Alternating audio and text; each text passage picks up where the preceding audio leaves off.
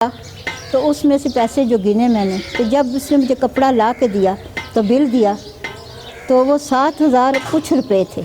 اب وہ کچھ روپے مجھے نہیں یاد، لیکن یہ کہ نہ ایک نہ کم نہ زیادہ. پاکستان کے شہر گجرات کی رہائشی خاتون نسیم اختر نے 32 سال کی محنت سے سوئی دھاگا کے ساتھ کڑھائی کر کے قرآن پاک تحریر کیا ہے.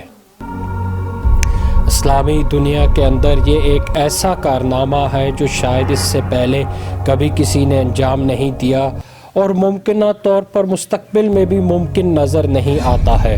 مطلب مجھے کھیل کود کا اتنا شوق نہیں تھا، پڑھنے کا سیکھنے کا یہ شوق تھا. تو 5 سال کی عمر میں نے قرآن ختم کر لیا. تو جب میری والدہ کی نظر تھوڑی کمزور تھی، وہ سلائی کا کام نہیں کر سکتی تھی، تو مجھے بڑا ہی شوق تھا کہ میں اپنی والدہ کی یہ کمی پوری کر دوں. تو پورے 10 سال کی عمر میں نے اپنی والدہ کا سوٹ، سب پہلا سوٹ میں نے اپنی والدہ کا سیا. جب وہ سوٹ پہنا تو میری ماں بے اختیار ہونا شروع ہو گئی، کروں جو واقعی رہ جائے. تو پہلے دن سوچا کہ کچھ صورتیں لکھ کے کڑھائی کرتی ہوں. کڑھائی بہت اچھی تھی، میں نے کہا چلے کچھ صورتیں لکھتی ہوں، کڑھائی کرتی ہوں.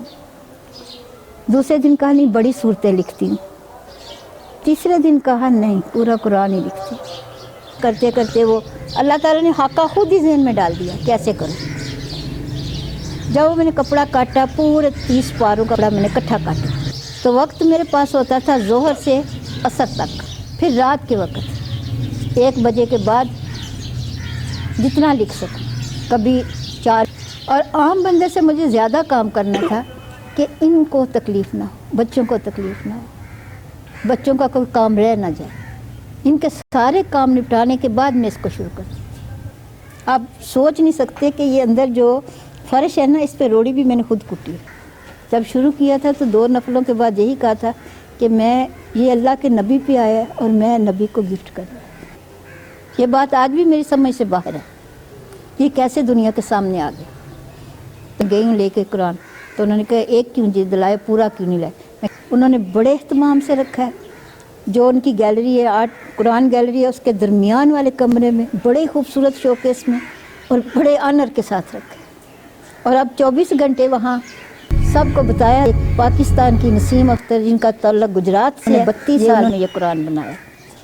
ان کی باتوں میں یہ تھا کہ انہوں نے کہا کہ یہ آپ پہلی خاتون ہیں جو یہاں اپنے ہاتھوں سے رکھ رہی ہیں. یہ کا سب سے خوبصورت دن جب اور جب وہاں انہوں نے شوکیس کھول کے میرے کہا رکھنے کے لیے، تو کھول کے جب قرآن رکھا تو میں نے مسجد نبوی کے سامنے، روزہ سامنے نظر آتا ہے، وہاں سے روزے کی طرف دیکھا اور قرآن کو دیکھا تو مجھے ایسے لگا جیسے آج میں زندگی کا وہ دن پا رہی ہوں شاید پھر یا کبھی آئے ہی نہ یا آیا ہی نہیں. صاحب نے سوال کیا کہ آپ کو کیسا محسوس ہو رہا ہے؟ ان کا شاید جنت میں بھی اتنا مزہ نہ ہو.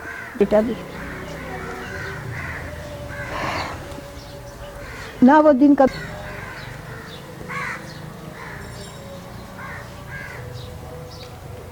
وہ دن بہت قیمتی دن تھا.